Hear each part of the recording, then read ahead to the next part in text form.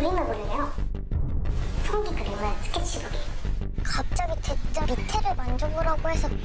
심리 상담을 가장한 상담사들의 위험한 요구. 브라질 왁싱을 해라. 아니면은 이렇게 자위를 시켜본다든가. 손을 들고. 일부 유명 심리 상담사들조차 믿을 수 없다. 지금 혹시 전자발찌? 심지어 전자발찌를 찬 심리 상담사까지. 좀 쳐봐. 뜻 해봐. 개 따라봐. 이렇게 터놓고 얘기하면 나도 어때? 나도 흥분되지. 내 남자 성관계한 거 상담사 윤리 위반 아닙니까? 네가 뒤집어야 전문가가 아닌지. 너무나 너무도 쉽게 심리 상담 전문가가 될 수 있는 현실. 지금 심리 상담소에선 무슨 일이 벌어지고 있나?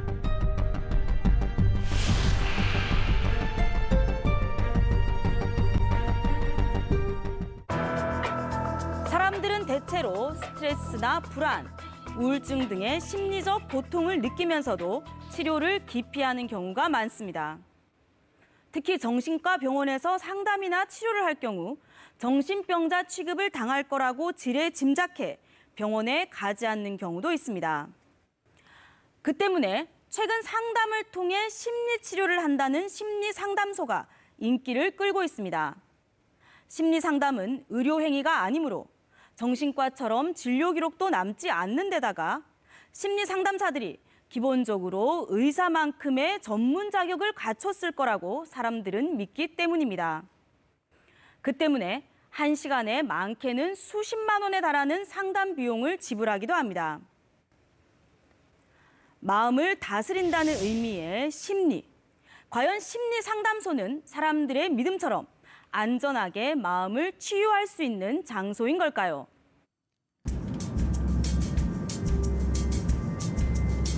지난 2016년 갑자기 찾아온 우울증으로 심리 상담을 받았다는 박민지 씨. 아버지가 돌아가셨거든요. 좀 안 좋게 돌아가셔서 그것 때문에 좀 충격이 가지지 않아가지고 그냥 그냥 몇 달 동안 죽고 싶다라는 생각만 가지고 있을 때여가지고 이 사람만이 나를 조금 이 우울감에서 좀 해방시켜줄 수 있는 유일한 사람? 하지만 상담은 예상과는 매우 달랐다고 합니다. 이거 다 해봐야지. 내가 야, 너 춤춰봐. 해봐. 개 따라봐. 이러면 할 것 같아? 좀 망설여질 것 같아요. 그것은 뭐냐면 할 것 같다라는 거야. 네 안에는. 아무도 보는 사람이 없다라면 다 할 수 있다 이거지. 설명하시고 사람을 교회 목사로도 재직했다는 심리 상담사. 내가 주님의 저는 주님께서 불러서 목사가 되어가지고 나서 주께 영광을 돌리겠습니다. 손을 들고 헌신을 했지만 네가 그 엄마에 대한 하고 싶은 소리를 못하면 이게 막히는 거야. 화나게 하는 것은. 그는 수차례 방송에 출연하기도 했던 유명 심리 상담사 김지섭 씨였습니다. 김 씨는 드라마나 연극을 이용한 심리 치료법인 사이코 드라마 분야 전문가로 알려져 있습니다. 어쩔 수 없었어. 박민지 씨는 그가 지도하는 드라마 치료 캠프에 참가했습니다. 그런데 며칠 후 김 씨로부터 뜻밖의 전화 한 통이 걸려왔다고 합니다. 근데 거기서 좀 많이 치유됐다고 좀 느끼기도 했었고 이제 좋다 생각해서 잘 마치고 왔는데 며칠 뒤에 이제 그 사람한테 연락이 왔던 거죠. 와서 이제 자기가 조금 더 치료를 해주겠다. 전 너무 감사했죠. 그 해준다고 하니까. 기간은 얼마나 할래? 뭐 3개월, 6개월, 뭐 1년, 2년 뭐 이렇게 하길래 최대한 길면 좋다라고 했었죠. 좀 오래 치료를 받으면 빨리 벗어날 수 있을 것 같아가지고. 하지만 시간이 지날수록 김 씨의 상담은 이상해졌다고 합니다. 위로해줘. 합쳐줘. 그런 것이 있었냐? 니도 가만히 여조순처럼 있다가 시집하면서 팔려가는 게 좋냐 이거야. 아니죠. 아니잖아. 그러니까 이렇게 터놓고 얘기하면 나도 어때? 나도 흥분되지. 나도 흥분된다고. 나도 흥분되지. 그 얘기야. 그냥 이런 얘기를 하는 거야. 그 서로 흥분낸다고 해서 싹한 게 아니야 이제 대화. 무슨 그래서 둘만의 비밀처럼 그렇게 얘기를 할 수 있다는 얘기지. 지금 그러면서 네가 어떻게 돼? 자신감이 생기잖아. 박민지 씨에게 아예 노골적인 성행위를 요구하기도 했다는 김 씨. 밖이 어디야? 벤치에 앉아있어. 벤치? 벤치에 있어도 다른 손을 만져봐. 네? 다른 손을 벤치에다 넣어서 만져보라고. 지금요? 응. 저기 옆에 아저씨 담배 피우는데? 그럼 하지 말고 아무도.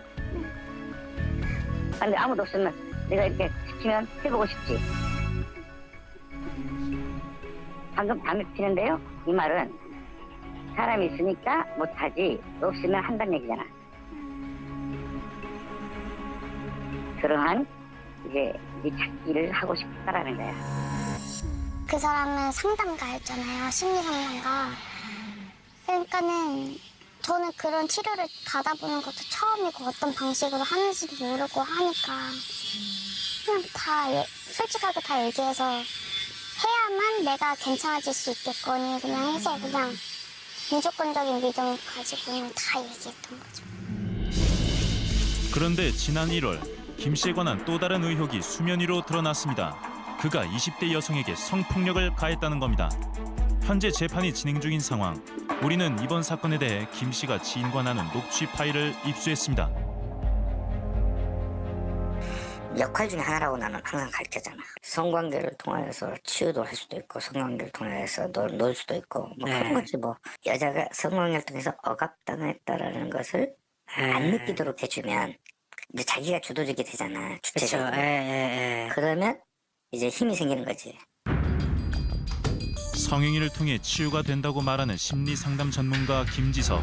한때 김 씨와 알고 지낸 한 남성은 이와 유사한 경우가 또 있었다고 주장합니다. 브라질 왁싱을 해라.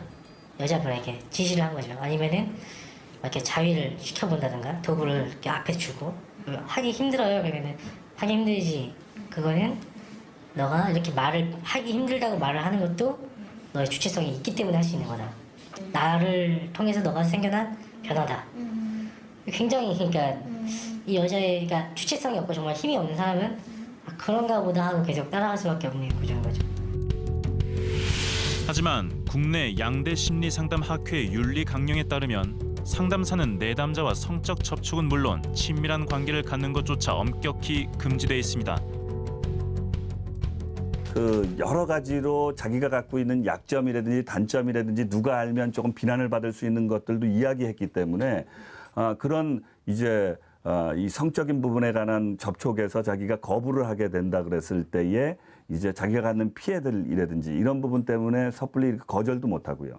또 굉장히 심리적으로 취약해 있는 이런 내담자들은 만약에 그런 관계를 맺고 또 그런 관계에서 굉장히 심리적인 뭐랄까 고통을 당하게 되면 다른 일반인보다 굉장한 심한 후유증을 갖게 되고 심지어는 자살까지도 하게 되는 경우죠. 우리는 김지섭 씨를 직접 만나기 위해 재판이 열리는 날 법원을 찾아갔습니다. 그런데 우리를 보자 갑자기 뛰기 시작하는 김 씨. 선생님, 내담자 성관계한 거 상담사 윤리 위반 아닙니까, 선생님? 여기에 대해서 입장 좀 밝혀주십시오. 선생님, 성관계한 거 왜 근거가 뭡니까? 그는 끝내 인터뷰를 거절한 채 황급히 자리를 떠났습니다.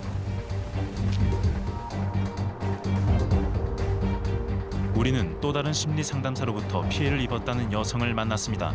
우울증을 앓던 그녀는 상담을 받다가 씻을 수 없는 마음의 상처를 입었다고 주장합니다. 그림을 그리래요. 그 성기 그림을 스케치북에 크레파스랑 스케치북을 준 거울이랑 이렇게 주냐고. 근데 그때는 좀 무서웠어요. 이러다가 내가 진짜 성범죄를 당하는 것은 아닐까? 시키는 대로 했었고 그때는 시키는 대로 했고 그거를 하고서 이거는 좀 아닌 것 같다. 아닌 거고 나발이고 나는 더 이상 못하겠다. 이지희 씨에게 심리 상담을 해준 이는 2개의 심리 상담소를 운영할 정도로 소위 잘 나가는 심리 상담 전문가였습니다. 박민수 원장은 방송에 심리 전문가로 종종 출연하기도 했습니다. 그래서 또 이러는 게 다른 말로 표현하자면 사실 그게 억압이에요. 지금까지 저는 이분을 판단했을 때 과학적인 자료나 심리학적인 자료를 갖고 판단했는데요. 우리는 그의 심리 상담소에 예약 문의를 했습니다. 중증의 심리문제를 전문으로 다루고 계세요. 네. 불안장애, 강박장애, 우울증, 조현증, 분노조절장애 등 약간 중증의 심리문제를 전문적으로 다루고 계시고 고비용이세요. 50만 원이세요, 한 시간에. 한 시간에 50만 원이요? 네, 맞아요. 근데 그거는 정말 다른 병원에서 치료를 거부당하거나 네. 약을 드시는데 7, 8년 오래 드셔서 더 이상 내가 나을 수 없겠다 이렇게 고민하시는 분들이 저희 선생님을 마지막으로 많이 찾으세요. 하지만 박 원장의 상담에 문제를 제기하는 사람은 또 있습니다. 올 봄 사춘기 아들 때문에 고민이었다는 최준하 씨. 최 씨 역시 박 원장의 명성을 믿고 심리 상담소를 찾았다가 매우 불쾌한 일을 경험했다고 합니다. 저한테 무슨 일을 하냐? 아빠는 무슨 일을 하냐? 엄마는 무슨 일을 하냐? 그 질문이 첫 번째였습니다. 저는 체육과 관련된 일을 하고 아이들 운동을 가르친다. 이제 저한테 그럴 줄 알았다. 옷차림을 보고 체육과 관련된 일을 하는 것 같고 그래서 좀 생각이 짧겠다라고 생각을 했다. 이렇게 저한테 처음에 이제 얘기를 했죠. 그래도 처음엔 박 원장의 조언에 귀를 기울였다는 최 씨. 그런데 학교를 가서 담임 선생님을 흔들어라. 이건 정확히 그 사람이 얘기한 표현대로 제가 말씀드리는 거예요. 흔들으라는 게 무슨 얘기입니까? 그러니까 엄마 아빠가 힘이 있다는 걸 보여줘야 담임 선생님이 아이한테 신경을 쓴다. 제가 순간 저도 근데 놀란 게 정말 그렇게 해야 되나? 저는 전문가가 아니고 아동심리 전문가라는 분이 그렇게 말씀을 하시니 정말 가서 학교가 소리치고 우리 애 좀 신경 쓰라고 이렇게 해야 맞는 건지 순간적으로 고민을 했었죠. 하지만 아들의 심리검사 결과를 듣는 2차 상담 때 박 원장은 더 황당한 얘기를 했다고 합니다. 이 아이는 죽고 싶다는 생각이 강하다. 우울 증상이 심하다. 자살 위험이 굉장히 크다. 내성적이라서 사회생활이 어렵다. 사춘기 아이 앞에서 아이가 자살이라는 단어가 나오고 굉장히 무서운 말인데 그걸 부모와 아이가 있는 자리에서 이 아이가 자살 위험이 크다. 죽고 싶다는 생각이 하고 있다. 이런 말은 굉장히 무섭죠. 겁나고. 상담을 마치고 집으로 돌아온 최준하 씨는 박 원장의 상담 방식과 자질에 의심이 들기 시작했습니다. 그는 박 원장에게 문자를 보내 해명을 요구했습니다.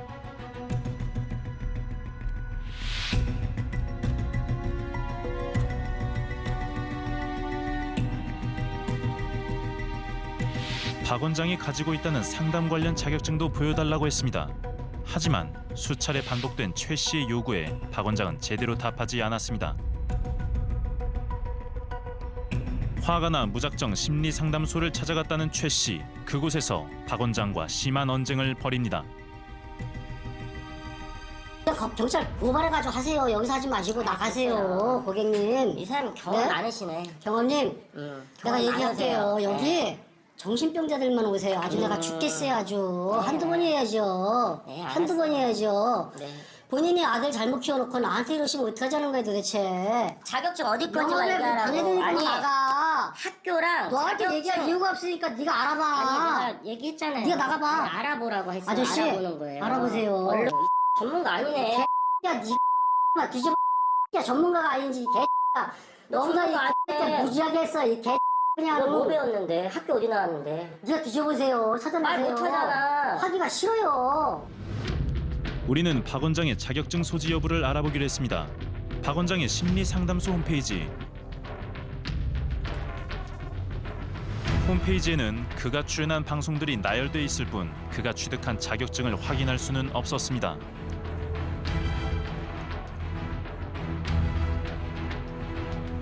공신력이 있다고 인정받는 양대 학회 자격증을 취득하려면 상담학 관련 전공을 해야 하고 최소 1년 이상의 상담 경력이 있어야 합니다.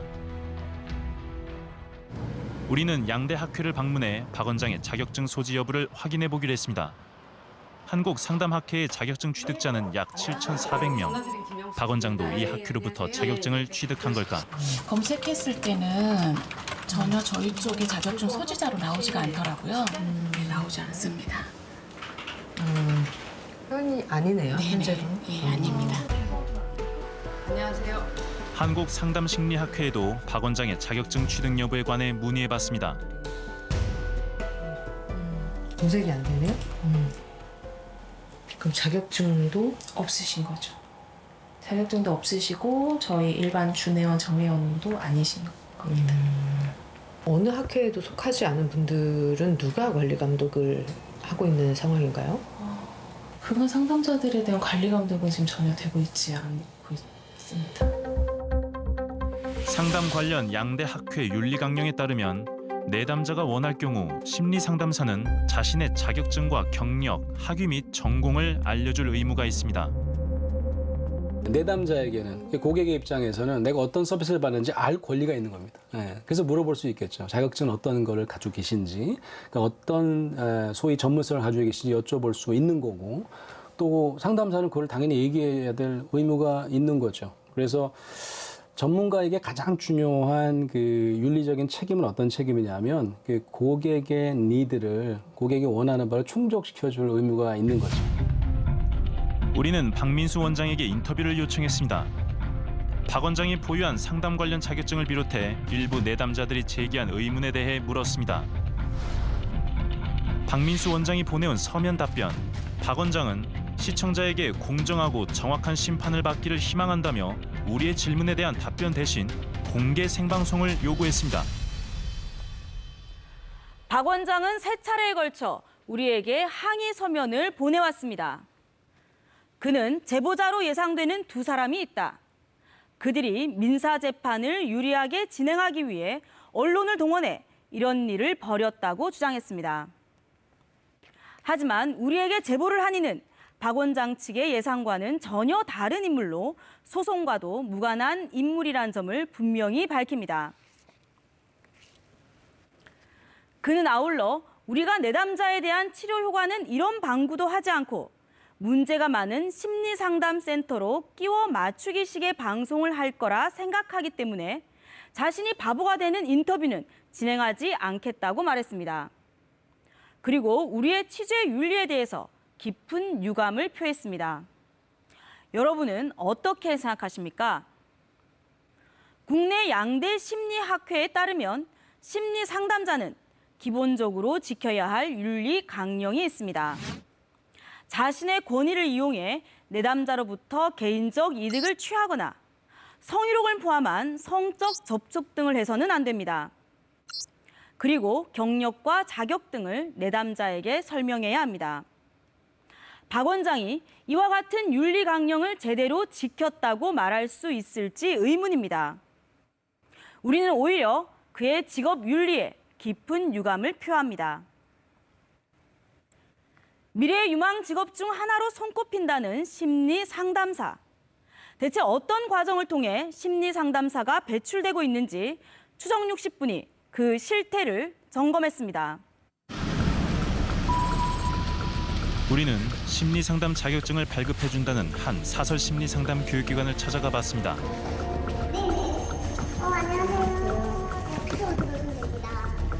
교육생이 많이 온다는 말과는 달리 커다란 테이블에 놓인 강의실 내부에 교육생이라곤 제작진 2명밖에 없었습니다.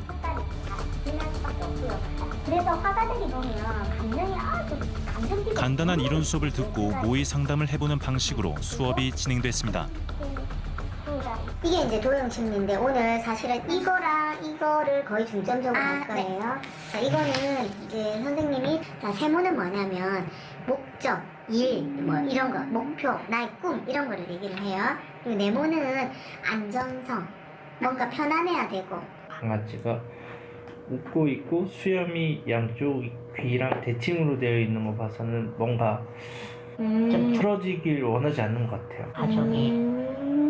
잘하신다. 비슷합니까? 네, 선생님 여기에서 말만 바꾸시면 돼요. 뭐인 것 같은데 이게 아니고 이렇게 얘기하는 확실하게 얘기해요. 네, 이렇게. 그러니까 다 설명을 이제 이 오늘 기법이에요. 이 완전 최고의 기법이에요. 이런 거 같은데 이런 거 같아요 하면 아닌데요 하면 거기서 내가 갑자기 이렇게 될 수 있어요. 이제 받으시고 나면 저희 쪽 감사 등록을 해드리고요. 수업료와 자격증 발급 비용 25만 원에 5만 원만 더 내면 경력 관리까지 해준다고 합니다. 그리고 블로그에 어필할 수 있는 프로필을 제가 이렇게 또 만들어 드리거든요. 날짜를 픽스를 시키면 비용은 5만 원밖에 잘 안 나거든요. 그래서 그렇게 두 분이서 제가 맞춤형으로 이렇게 컨설팅을 하는 걸로 이걸 받으세요. 네. 7시간 수업을 듣고 나자 곧바로 심리 상담사 자격증을 발급해 줍니다. 이번엔 사람들이 가장 많이 이용한다는 한 온라인 강의를 들어보기로 했습니다. 홈페이지에 접속하자 심리 상담과 관련된 자격증들이 가장 먼저 눈에 띕니다. 우리는 심리 상담사 1급 자격증에 대해 문의해봤습니다. 2, 3일이면은 선생님이 이제 강의 다 끝내시고 온라인 시험 보는 건 얼마 안 되니까 시험까지 다 완료하시고 선생님이 시간 좀 많아서 4가지로 뭐 한 번에 동시에 진행을 하셔도 충분히 괜찮으실 수 있으시고 또 다른 자격증 취득 사이트 20여 개의 강의 동영상 중 절반 이상을 수강하면 시험을 볼 자격이 주어집니다. 그런데 진도를 높여드려서 그냥 바로 하실 수 있게 해드리고 있긴 하거든요. 그러니까 시험도 이제 저희가 그 기출문제랑 다 드릴 수 있으니까 공부하실 필요 없이 그냥 급하다고 하시면은 그거 보시면은 아마 문제가 다 나와 있을 거예요. 지금부터 시험을 시작해 보겠습니다. 업체 관계자는 시험에 대비하려며 우리에게 기출문제를 보내준 후 수강률까지 조작해줍니다. 곧바로 시험을 치러봤습니다.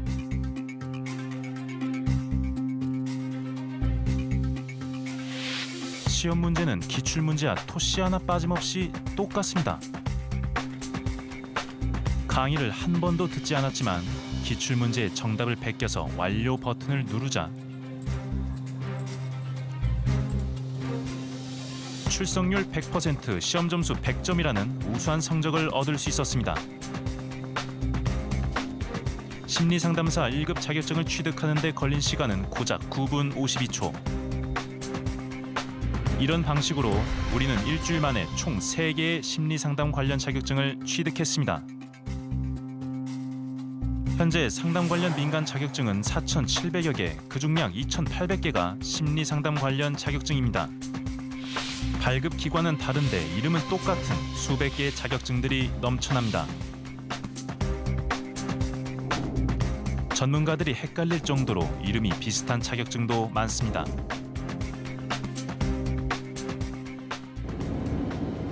그렇다면 심리 상담은 어떻게 진행될까?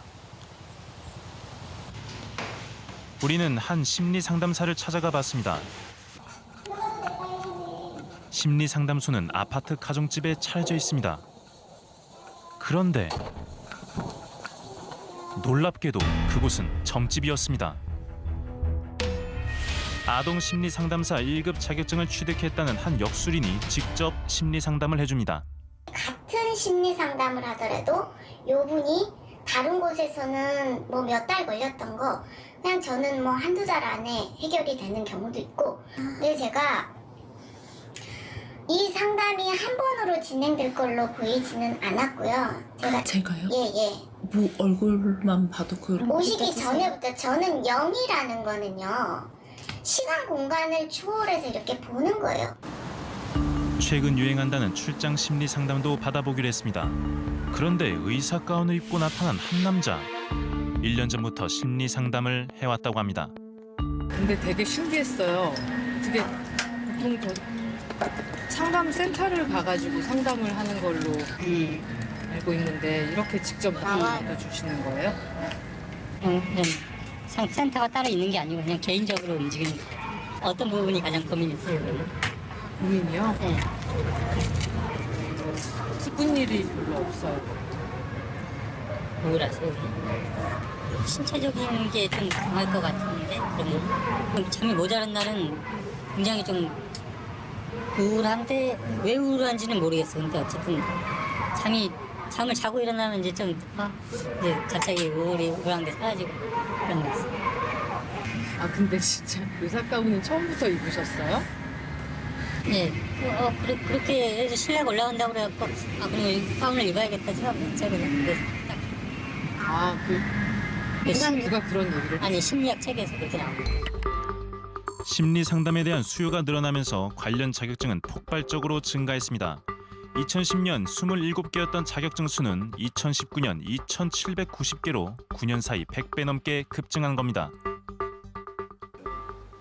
전문가들은 무분별한 자격증 남발을 규제해야 한다고 주장합니다.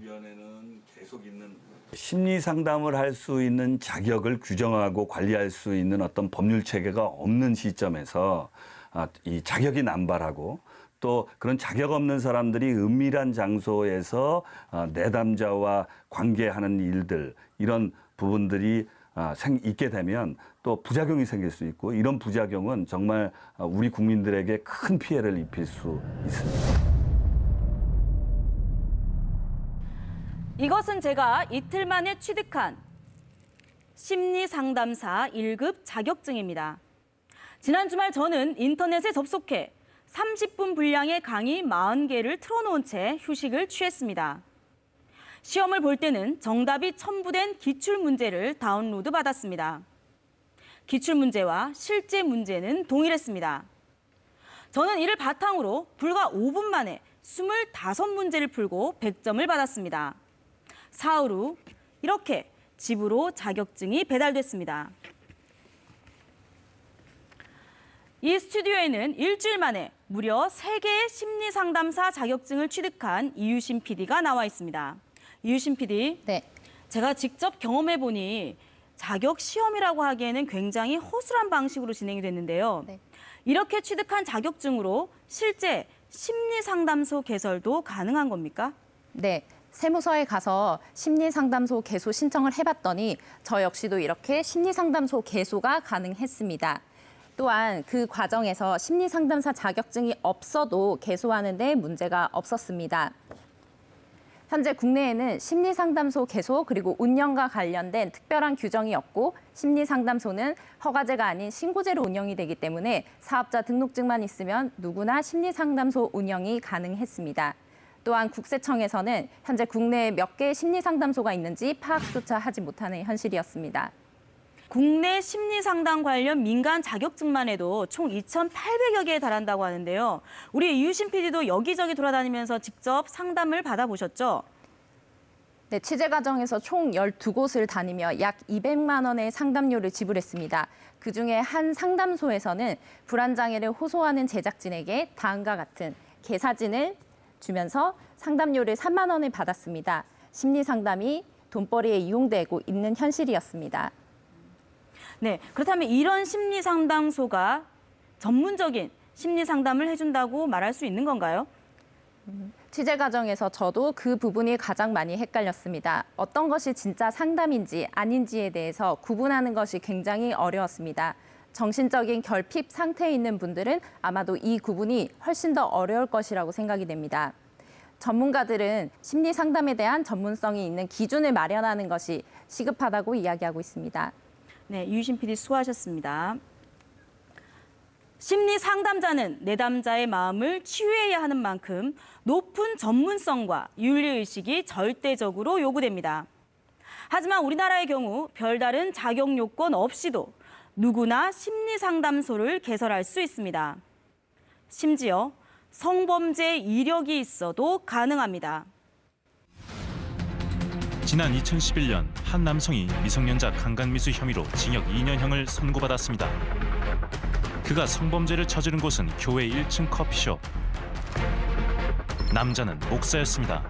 그런데 출소 후 심리상담사로 변신한 강종호 목사. 2016년 자신이 운영하던 심리상담소에서 여성 내담자 12명을 또다시 성추행했습니다.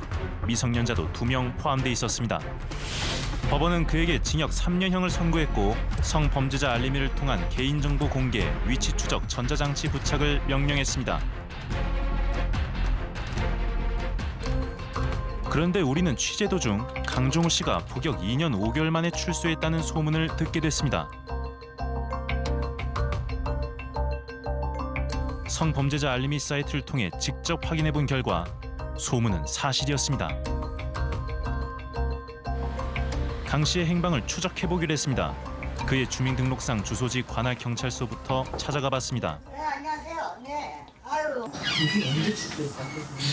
6월 3일이요. 이거 진짜 한 달 전이네요. 네, 6월 3일부터 한달이네. 다른 날로. 6월 3일에 출소했어요. 네. 그래서 우리가 그 사이에 방문을 2번 했어요. 출소 후 거주지를 변경했다는 강 씨. 수소문 끝에 강 씨의 거주지 주소를 확인할 수 있었습니다. 관할 경찰서에 그에 관해 물어봤습니다. 안녕하세요. 필요하면 방문도 하고 아니면 전화 통화도 하고 주기에 맞춰서 주소지에 맞게 거주하는지 그런 분들. 무슨 일 하고 계신지. 방송에 제가 말씀드릴 수 없어요. 그것도 저희가 관리하는 정보이기 때문에 지금 확인해줄 수가 없어요. 아 그럼 그냥 일반 국민들은 그러니까 국민들은 성범죄자 알림이 게재된 그만큼만 아는 거죠. 왜냐면 저희도 그 이상은 제공할 수가 없는 거예요. 강종호 씨는 지금 어떻게 지내고 있을까? 2016년 당시 강 씨는 무려 3곳의 심리상담소를 운영했습니다. 우리는 그중 한 곳을 찾아가 봤습니다. 강남 한복판에 위치한 심리상담소. 2016년 내담자 12명을 이곳에서 성추행했습니다. 여기서 그의 소식을 들을 수 있을까? 실례합니다. 안녕하세요. 혹시 여기 심리센터 아니에요? 아니 없어진 지 몇 년 됐어요. 심리치료센터? 네. 아 언제 없어졌어요? 2016년 2016년. 알겠습니다. 강 씨가 운영했다는 다른 심리 상담소도 찾아가 봤습니다. 낯익은 건물 외관. 놀랍게도 이곳은 2011년 강 씨가 성범죄를 저질렀던 교회 1층 커피숍입니다. 건물 입구에 심리치료 클리닉이라는 간판이 걸려 있습니다.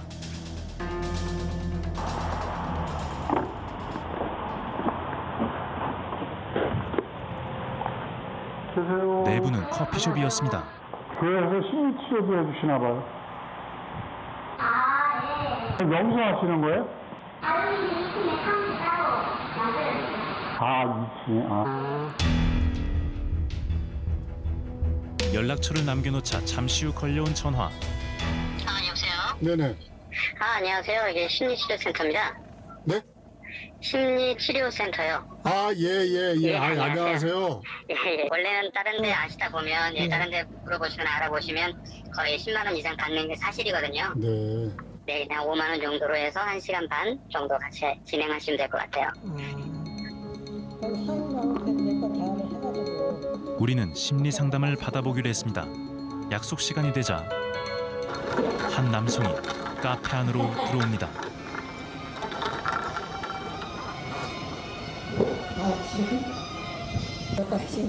그런데 우리 앞에 마주 앉은 심리 상담소 원장. 논다고 얘기를 했더니 그는 성범죄 전과이범 강종호였습니다. 우리에게 명함을 건네주는 강 씨. 심리치료센터 대표 원장이란 문구가 선명합니다.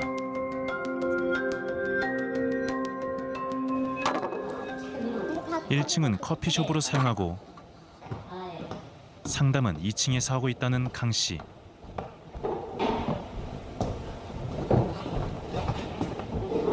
날씨 너무 덥죠? 자리에 앉자마자 자신의 이야기부터 늘어놓습니다. 원래 카페였거든요, 여기가. 근데 카페에서 제가 인수했어요. 인수해서 이제 심리치료센터를 제가 강남에서 하고 있는데 이제 이쪽에다가 분점이죠. 제가 이제 항상 100% 예약제거든요. 시간 약속을 하고 그리고 만나고 은밀하게 가고 연예인들도 많이 오세요. 강남 같은 경우는 아직 여기는 안 있고 강남에 제가 있거든요. 아까 명함에 드린 것처럼 강남에 있거든요. 그래서 이제 거기에서는 보통 이제 연예인 되신 분들도 살짝 오셨다가 모자 푹 뒤집어 쓰고 살짝 오셔서 이제 상담하고 살짝 가시고 조용하게 가시고. 연예인 누구예요? 아 진짜요? 조 씨도 오셨었고 그다음에 이제 유명한 감독 계셨던 분 최근에 이제 오셨던 분 중에 누가 왔어요? 정말요? 이제 그런 분들도 이제 뭐 큰 마음의 병이 있어서 온 게 아니라 일반 병원 가기는 좀 부담스럽잖아요. 약 복용해야 되니까 그거보다 가볍게 이렇게 대화하고. 법무부는 강종호 씨가 심리상담소를 운영한다는 사실을 알고 있을까? 아직 출소한 지가 한 달 좀 지났잖아요. 그래서 아직은 좀 사회 정착하려고 좀 준비하고 있는 것 같아요. 아직까지 그 직업을 등록하지 않았군요. 또 등록을 하지 않은 건 아니고 등록은 했죠. 이직도 직업으로 포함이 되죠? 실업 안 해요? 되죠? 예. 2차 상담 날. 그도 막 도착한 기색이 역력합니다. 에어컨 좀 켜주실래요? 심리 상담 일정이 많아 몹시 바쁘다는 강 씨. 오전 상담이 있었어요. 오전 상담 끝내고 나자마자 또 바로 여기야 저기 동에 상담이 하나 있어서 거기 또 달려갔다 와서 또 여기 오니까 이제 아동 상담 하나 끝내고 바로 또 출장 상담 출장 갔다가 지금 바로 와서 준비 좀 하고 있는데 온 거예요. 갑자기 우리에게 예약 문자를 보여줍니다. 내일은 또 대학로에 가서 중학교 25명 문자 왔는데 해달라고 해서. 진로 상담이에요? 네, 내일은 진로에 대한 중학교 학생들인데 진로 찾는 것 같아요. 내일 아침 9시부터 12시까지입니다. 현행법에 의하면 성범죄 전과자는 유치원, 학교, 청소년 활동시설 등 아동, 청소년들이 많이 오가는 기관에 출소 후 최대 10년 동안 취업할 수 없습니다. 그러나 심리상담소에 대한 규제는 없습니다. 심리상담소 자체가 지금 아까 말씀드렸던 것처럼 사업자 등록을 신청하고 운영을 하는 일반 사업자이기 때문에 실은 어떤 뭐 등록이나 허가 뭐 이런 규제를 받고 있는 기관은 아니에요. 하지만 성범죄자인 그가 전자발찌를 차고 전문적인 심리 상담을 한다는 건 상식적으로 납득이 되지 않는 상황.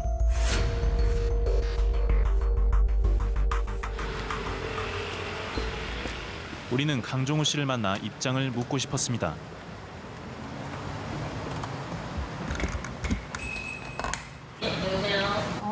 계신가요? 예, 누구세요? 여기가 심리상담센터예요? 네, 무슨 일이시죠? 안녕하세요. 저 KBS의 김영숙 PD라고 합니다. 예. 무슨 말씀이시죠? 카페가 심리상담하는 곳이라고 들었는데요. 카페가요? 예. 커피랑 팔고 있는데요?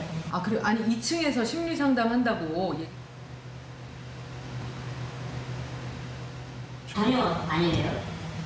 그럼 2층은 뭐 하는 공간인가요? 그냥 공부하겠는데. 그래요? 예. 카페도 하면서 심리 상담도 해주신다고 얘기를 들었고 그래서 좀 여쭤보고 싶은 게 있어서. 그렇지 않아요.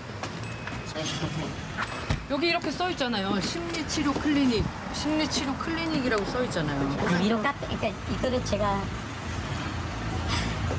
이것도 사실 인쇄가 사실 잘못된 부분이에요. 인쇄가 잘못됐다고? 예, 왜냐면 편집을 할 때 근데 일단은 그래서 정식으로 다 하지 않은 거예요. 이게 원래 어떻게 인쇄가 돼야 되는데? 그러니까 이 부분을 빼고 카페로 사실은 만들려고 했었어요. 근데 이제 저희가 주문을 할 때 잘못 주문이 돼서 이렇게 나와서 지금 인쇄로만 붙여놨던 거예요. 어떻게 이런 거를 잘못 주문해요?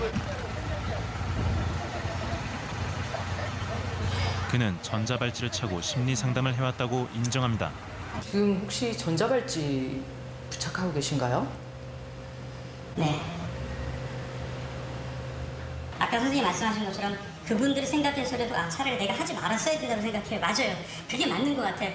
아니 그렇게 안 할게요. 정말로요. 아니 정말로 안 할게요. 정말. 제가 도대체 어떻게 해야 될지 모르겠어요. 다시는 안 할게요. 정말 그냥 다 없애버리고 다 안 할게요.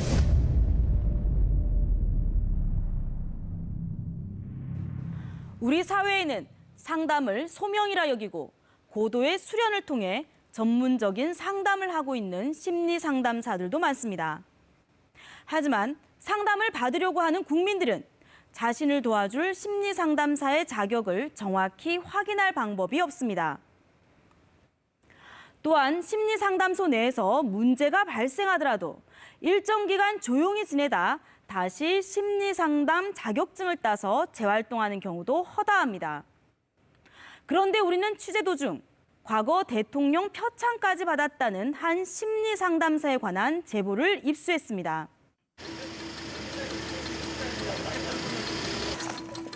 심리 상담사가 되기 위해 뒤늦게 공부를 시작했다는 양선예 씨. 그녀는 지금 한 심리 상담사와 소송 중입니다. 대체 무슨 일이 있었던 걸까? 저는 결혼해서부터 좋은 엄마가 되고 싶었고 사별을 하고 그거를 아빠의 빈자리를 채우려고 상담을 배웠고 공부를 하다가 정말 상상치도 못한 일들이 생겨서 세월호 참사 현장에서 활동했던 유명 심리 상담사 이학진 씨. 그는 재난 현장에서 유족들에 대한 심리 지원 활동을 펼친 공로로 대통령 표창까지 수상한 인물입니다. 가족 단위로 팀을 짜서 우리 그 자원봉사자를 한 명씩을 맡아서 그 원스톱 서비스를 해주는 이런 그 배려가 참 필요했었는데. 처음엔 자격증을 취득하기 위해 수련생 신분으로 이 씨를 만났다는 양선예 씨. 저보고 시체 같대요. 반응이 없는 시체 같다고는 심각하다. 그래서 애가 있냐? 그래서 애가 있다니까 너가 키우는 애는 그럼 어떻게 되겠냐? 자기는 엄청 깊게 빨리 치료를 하니까 15번 상담을 받으면 좀 괜찮아질 것 같대요. 그래서 고민을 하다가 이제 받은 게 2014년 2월 말이에요. 양선예 씨는 이 씨에게 심리 상담을 받는 명목으로 3년간 수천만 원의 상담료를 냈다고 주장합니다. 돌보기가 안 되니까 산만해지는 거야. 산만한 애가 아닌데 원래. 내가 없이 항상 남한테 맞추다 보니까 어떻게 보면 너도 외로웠는가 모르지. 그럴 수 있는 거 아니야? 있는 그대로 네 욕구를 봐. 평가하지 말고. 그래서 저보고 젊은 여자고 성적 욕구가 강하니까 성관계를 해야 된대요. 그러니까 너도 안전한 사람을 만나서 성관계를 해야 돼. 저는 그런 주제를 얘기를 꺼내본 적이 없었거든요. 심리 상담사 이 씨는 상담 도중 양선예 씨에게 성에 관한 이야기를 자주 했다고 합니다. 나도 외롭고 뭐가 문제냐. 너는 나이가 몇이니? 보다 보니까 정말 답답해갖고 여자가 순진해가지고 그냥 그렇게 사는데 그러니까 몸이 안 좋지. 여자가 성적 균형이 안 맞는데 난 안전하잖니. 충분히 이해할 수 있고 뭐가 문제냐? 결국 이학진 씨와 함께 무인태를 찾았다는 양선예 씨. 그곳에서 성관계를 맺게 됐다고 합니다. 이 씨와의 관계가 부적절하다는 걸 깨닫게 된 건 그로부터 약 2년 후. 그런데 양선예 씨는 업무상 위력에 의한 간음 등으로 이 씨를 경찰에 고소했다가 곧바로 취하했습니다.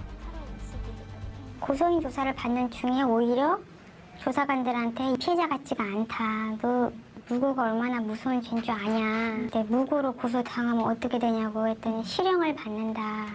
저 실형을 받으면 우리 애는 어떻게 되냐고 취하를 했는데 양선예 씨가 고소를 취하한 직후 이학진 씨는 그녀를 무고 혐의로 고소했습니다. 당시 재판부는 양 씨에게 징역 8월, 집행유예 2년을 선고합니다. 양선예 씨가 심리상담사 이 씨와 내연 관계로 합의하에 성관계를 했을 뿐 이 씨가 지도교수의 지위를 이용해 간음한 사실은 없다는 것. 담당 변호사는 이 판결에 대한 아쉬움이 많다고 주장합니다. 저희는 수사기관보다도 더 증거 수집은 할 수 없고 그런 와중에서 심리적인 특수성을 전혀 고려하지 않고 그러니까 이런 상황이 계속 벌어지면은 심리 상담실에서 일어나는 성폭행의 경우에는 아무도 고소를 할 수가 없겠죠. 왜냐면 고소를 했다가 잘못되면 무고가 되는데 무고되고 무고가 됐을 때 그걸 방어할 방법이 없는 거죠. 하지만 이학진 씨가 교수로 재직했던 학교에선 그를 해임했습니다. 그가 회원으로 있던 양대 학회에서도 그의 심리상담 자격을 영구 박탈했습니다. 내담자와 성적 접촉을 해서는 안 된다는 윤리 강령을 위반했기 때문입니다. 우리는 이 씨를 직접 찾아 나섰습니다. 이학진 씨가 상담하고 있다는 한 심리상담소를 찾아가 봤습니다.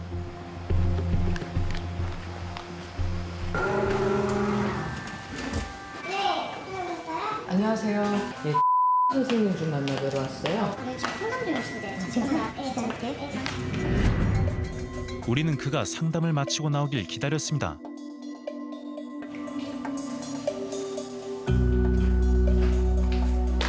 잠시 후 밖으로 나온 그를 만났습니다.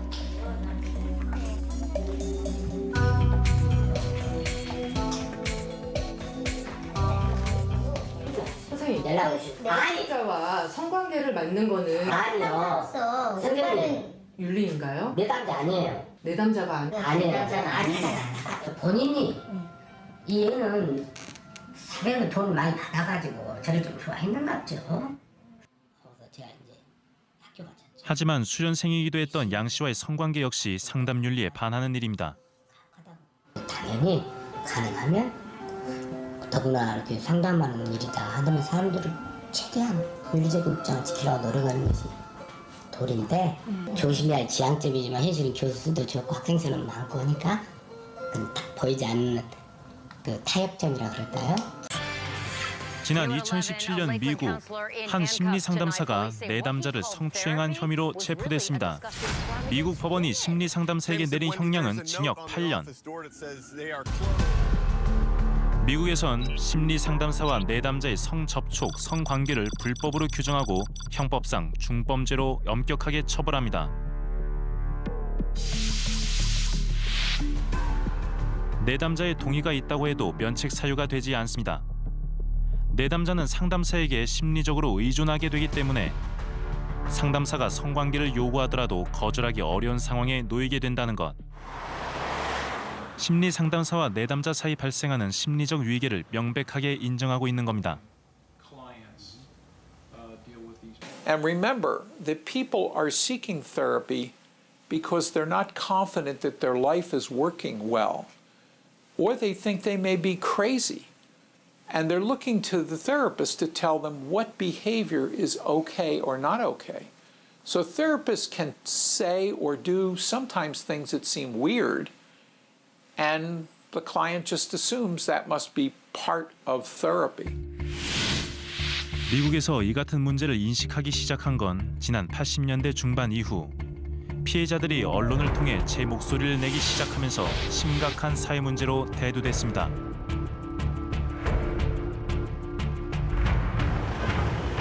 미국 전역에서 대대적인 실태 조사를 실시해 법률을 마련했고 심리상담사 자격에 대한 기준도 재정비했습니다. 심리상담소에서 성관계가 발생하면 언론을 통해 문제를 공론화시켰습니다. The public has to be behind it, and that's the key.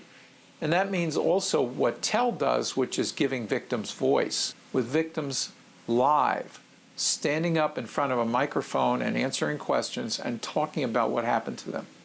It takes a lot of courage, but it was first done in the media. 최근 우리나라에서도 의미 있는 판결이 있었습니다.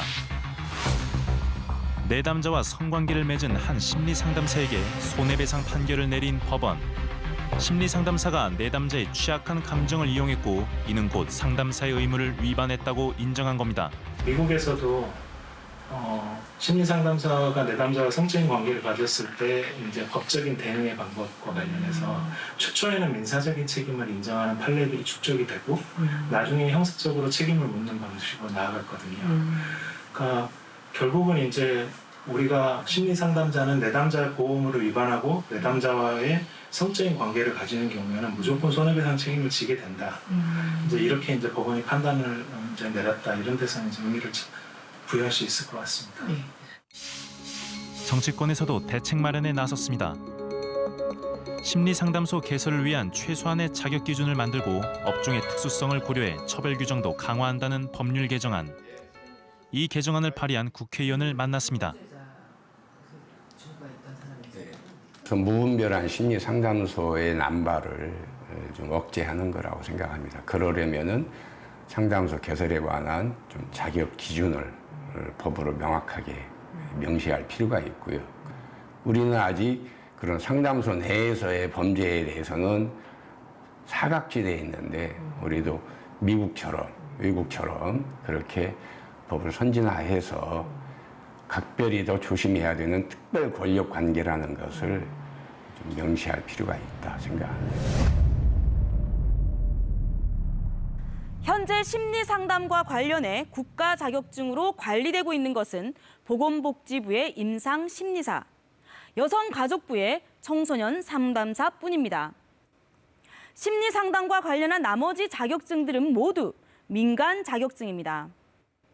전문가들은 정신건강은 곧 인간의 삶과 직결되는 문제인 만큼 자격증 발급과 심리상담소 개설 요건을 강화하고 이를 관리, 감독할 주무부처를 지정해야 한다고 주장합니다.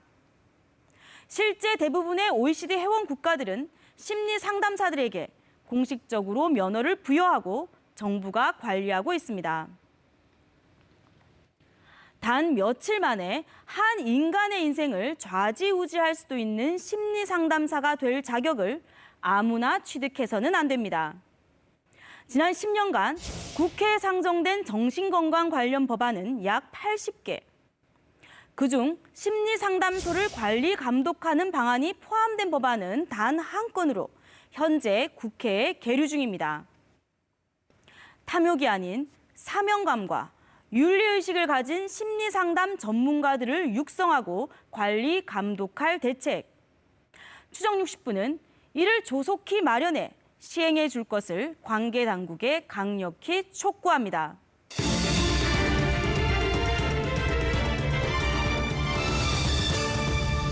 저를 부자로 만들어주겠다라고 이야기를 했는데 반대로 돼버렸죠. 그게 엄청 함정이었죠, 정말. 화가 나고.